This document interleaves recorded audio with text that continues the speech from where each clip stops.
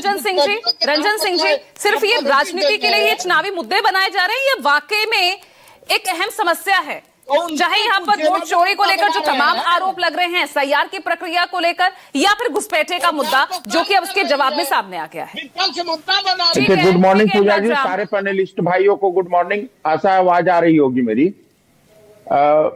पूजा जी, बिहार की राजनीति में बड़ा इंटरेस्टिंग विषय ये रहा है कि पिछले 35 साल से जिस तरीके से कांग्रेस आरजेडी के राजनीतिक जमीन पे अपने राजनीतिक वजूद को तलाशती रही है, आज मुझे खुशी हो रही है कि एलओपी राहुल गांधी जी कम से कम इतना हिम्मत तो दिखाए कि वोट अधिकार यात्रा में राजद जैसी पार्टियों को पिछलग्गू बना के चला रहे हैं।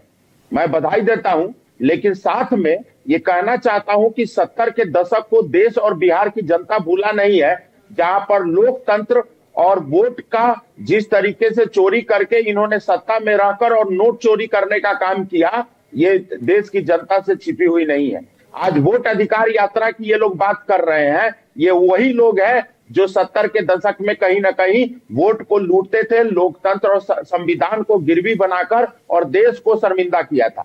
आज जिस तरीके की समस्या आप देख रहे हैं, घुसपैठिए तो लोकतंत्र की समस्या है। मैं तो चाहता हूं कि हमारे देश में रियल वोटर वोट करे, और ताकि देश के संसाधन पर हमारे रियल वोटर का अधिकार हो। यहाँ देश के टैक्स पेयर का जो पैसा है उससे जो संसाधन खड़ा होता है। ये घुसपैठिए का मुद्दा कम लगता है, हिंदू मुसलमान की तरफ ज्यादा ले जाता है।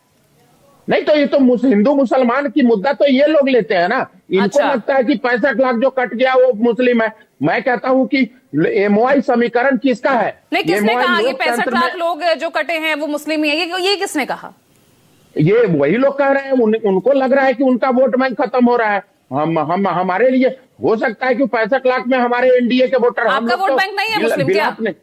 एकदम है। मैं तो कह ही रहा हूं कि जो गरीब मुसलमान है, पासमानदा है, वो हमारा वोट बैंक है। जिनको रोजगार चाहिए, जिनको बुनियादी सुविधा नहीं मिला है, जिनको वोट बैंक बना के इन्होंने इस्तेमाल किया है पिछले 55 साल में, वो सारे मुसलमान। और जो राष्ट्रवादी मुसलमान है वो हमारे साथ है।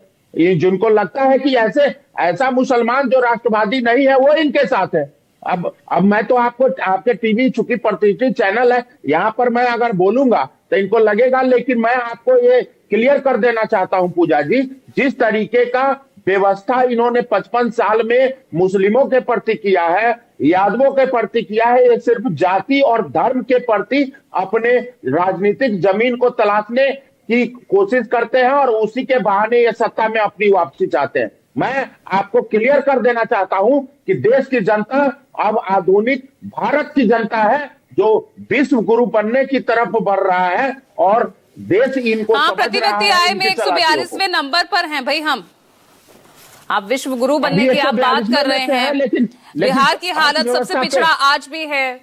तमाम वो आंकड़े हैं, हम तस्दीक कर रहे हैं। कौन जिम्मेदार है इसके लिए? 55 साल में इन्होंने जो परेशानी खड़ा की है, आज 20 साल हमें लग गया उस गड्ढा को भरते भरते। अब समतल भूमि हमने बनाया है। अब कम से कम ईज टू डूइंग हो गया है बिहार, जहां पर इन्वेस्टर अपने पैसे को इन्वेस्ट करके चले। तो इन समस्याओं के लिए 20 साल से सरकार नीतीश कुमार की बिहार में, उसके लिए जो जिम्मेदार है वो भी पहले की आरजेडी सरकार है ना। 11 साल से आप केंद्र में डबल इंजन का दावा बोलते हैं, उसके बाद भी जिम्मेदार है कांग्रेस। यहाँ सड़क नहीं था, बिजली नहीं था, बुनियादी सुविधाएं नहीं थे, ऐसा बैंकिंग व्यवस्था नहीं था, डिजिटल क्रांति नहीं था। ऐसी चीजें जो बुनियादी सुविधा होता है एक मानवीय जीवन के लिए, जो आधार होता है, वहां पर आप उद्योग कैसे लगा सकते थे? इन्होंने अपराध उद्योग बना दिया था उद्योग के जगह। आज भी 34% जो लोग हैं गरीबी रेखा के नीचे ही जी रहे हैं बिहार में। ये है बिहार की असली सुविधाओं व्यवस्थाओं की जो आप बात कर रहे हैं। चलिए ठीक है, बहुत बहुत शुक्रिया आज इस चर्चा में जुड़ने के लिए। और यहाँ पर अब जो पूरी तरह से